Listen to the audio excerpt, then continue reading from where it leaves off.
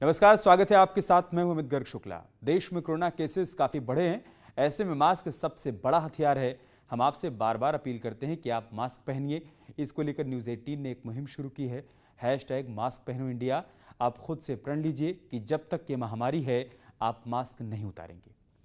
और चलिए बात करते एक बड़ी खबर की, जो आगरा से है। 3 साल के बच्चे की हत्या कर दी गई है। तंत्र मंत्र के चक्कर में हत्या की आशंका जाहिर की जा रही है। कब्र से बच्चे का शव निकाला गया है। मामले की जांच पड़ताल में पुलिस टीमें जुटी हुई हैं। पिनहट के बीहड़ का ये मामला है, जहां पर स्थानीय लोगों ने कुछ लोगों को बच्चे को दफन करते हुए देख लिया था। पुलिस को इस पूरे मामले की जानकारी दी गई। पुलिस टीम मौके पर पहुंची और 3 साल के बच्चे का शव बाहर निकाला गया। आगरा से हमारे सहयोगी आरिफ इस वक्त हमारे साथ जुड़ चुके हैं। आरिफ, क्या जानकारी है आपके पास? देखिए, हमें पुलिस को रात में सूचना मिली थी कि जंगल में 3-4 लोग आए, जिसमें एक महिला भी शामिल थी। उस तीनों चारों लोगों ने मिलकर बच्चे के शव को जमीन में दफन कर दिया है। इसी सूचना पर पुलिस ने वहां पहुंची और बच्चे को निकाला गया। बताई जा रहा है कि दफन करने से पहले वो जो लोग आए थे साथ में ऑटो में बैठकर, उन्होंने तंत्र मंत्र भी किया, जादू टोना भी किया, लेकिन ये बात पुलिस अभी नहीं कह रही है। पुलिस मान रही है कि जब तक पोस्टमार्टम हो नहीं जाएगा, जब तक ये बात की पुष्टि हो नहीं जाएगी बच्चे की डेथ कैसे हुई है। चलिए, शुक्रिया आरिफ आपका हमारे साथ जुड़ने के लिए और जानकारी हम तक पहुंचाने के लिए। गोरखपुर लेकर चलते हैं आपको, जहां पर सीएम योगी ने जनता दरबार लगाया है। लोगों की शिकायतों को सुन रहे हैं। हर दिन की तरह आज भी भारी संख्या में लोग यहां पर पहुंचे हैं। अपनी शिकायतों और समस्याओं को लेकर वो शिकायती पत्र सीएम योगी को सौंप रहे हैं, ताकि उनकी समस्याओं का निस्तारण हो सके। कल भी हमने आपको तस्वीरें दिखाई थी, जब गोरखपुर में सुबह सुबह सीएम योगी ने जनता दरबार लगाया था, और उसमें न सिर्फ गोरखपुर के लोग पहुंचे थे, बल्कि दूर दूर से लोग पहुंचे थे, इस उम्मीद के साथ कि यहाँ पर वो सीएम से जब अपनी शिकायतों को बताएंगे तो उन शिकायतों का निस्तारण होगा, उसका समाधान होगा। और आज भी आप देखिए, भारी संख्या में लोग वहाँ पर पहुंचे हैं, इसी उम्मीद के साथ कि जब वो सीएम के सामने अपनी शिकायतों को रख देंगे तो अधिकारी उसका संज्ञान लेंगे और समाधान होगा। खबर अलीगढ़ से है। शराब कांड के आरोपी अनिल चौधरी की 100 करोड़ की संपत्ति जब्त होगी। प्रशासन इसकी तैयारी में जुट गया है। जहरीली शराब पीने से अलीगढ़ में 102 लोगों की जान जा चुकी है। इसके बाद प्रशासन ने अवैध शराब सिंडिकेट पर शिकंजा कसते हुए काले कारोबार से अर्जित की गई संपत्ति को जब्त करने और ध्वस्त करने की कार्रवाई शुरू की।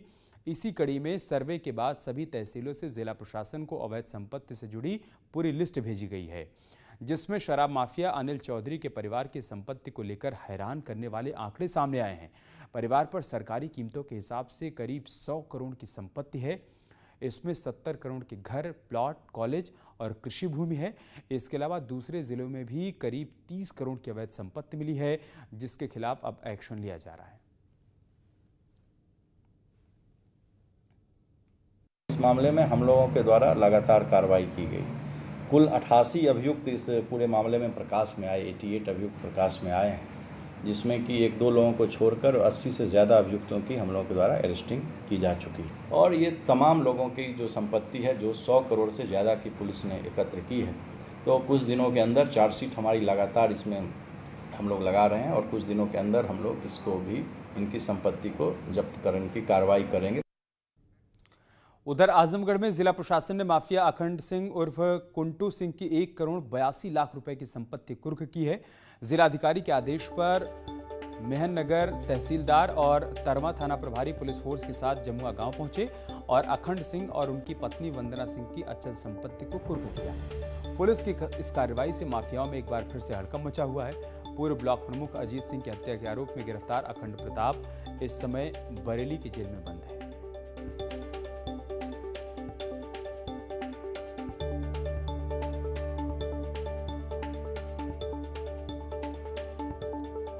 अजीत सिंह हत्याकांड के आरोपी अखंड की संपत्ति को कुर्क किया गया है। कुछ संपत्तियों को जब्त भी किया गया है।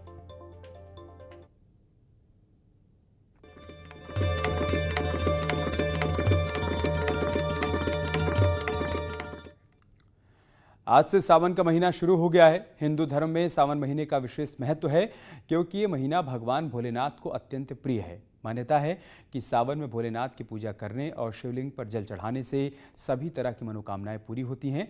लेकिन कोरोना महामारी के चलते एहतियात भी बढ़ती जा रही है। मंदिरों में भारी भीड़ को देखते हुए प्रशासन ने पूरी तैयारियां कर रखी हैं। मंदिर में श्रद्धालुओं से 2 गज की दूरी और कोविड गाइडलाइंस का पालन हो, इसके लिए पूरी तैयारी की गई है। मंदिर के महंत पुरोहित ने श्रद्धालुओं से अपील की है कि वो कोविड प्रोटोकॉल का पालन करते हुए जलाभिषेक करें। वहीं कोरोना के चलते यूपी उत्तराखंड में इस बार कांवड़ यात्रा स्थगित की गई है।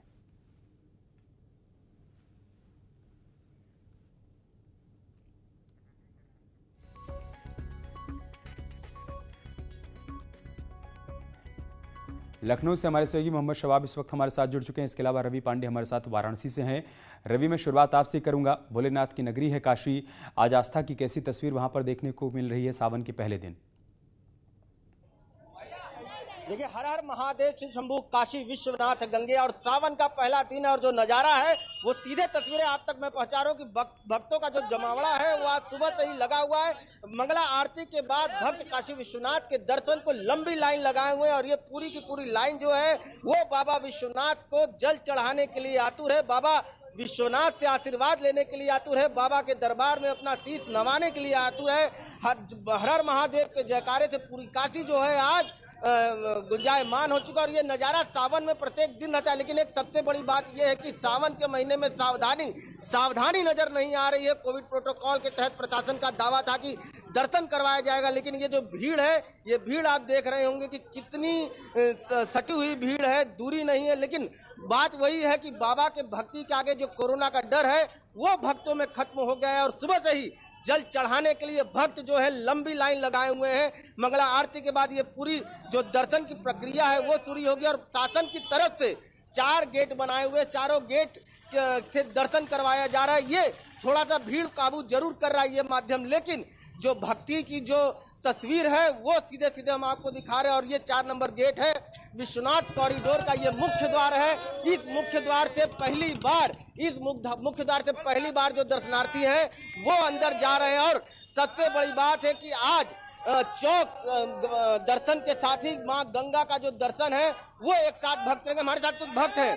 सावन का पहला दिन है, क्या कहना चाहेंगे? आज सावन का महीना है, अच्छा दिन है। सबको ये पहली बार आए हुए दर्शन करने और हम लोग MP से आए हुए हैं। अच्छा लग रहा है काफी ज्यादा। कोविड का समय चल रहा है, सावधानी कितनी बरत रहे हैं? सर सावधानी पूरी बरते हुए, लगाए हुए, मास्क लगाए हुए, जैसा पंडित जी लोग सब बोल रहे हैं, निर्देश दे रहे हैं, ऐसा कर रहे हैं। क्या मांगेंगे आज महादेव से? यही कामना मांगे कोरोना खत्म हो जाए।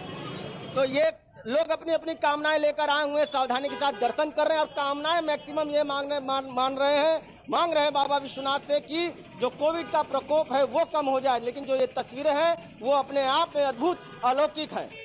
ठीक है, ये अच्छी बात है कि लोग यहाँ पर कोविड प्रोटोकॉल का पालन भी कर रहे हैं और भगवान शिव से मुरादें मांगने के लिए पहुंच रहे हैं कि इस बार कोरोना को खत्म कर दीजिए। शबाब, वहां से किस तरह की तस्वीर है?